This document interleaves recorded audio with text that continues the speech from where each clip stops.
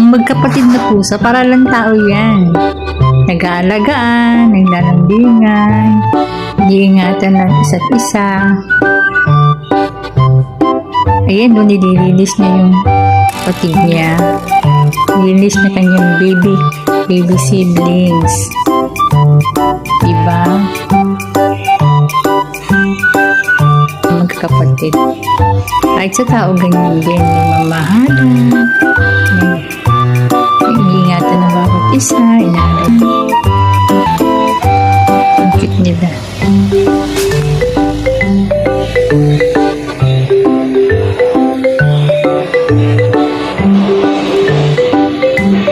Ayan, mag-aaway na sila.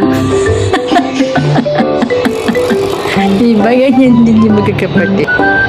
Nagkukwentuhan, mamaya naghalap. So, ganun lang naman yun. Mamaya magkasundo na naman. Mamaya magkalaro na naman sila. Nagkukulitan, pero love pa rin nila ang isa't isa.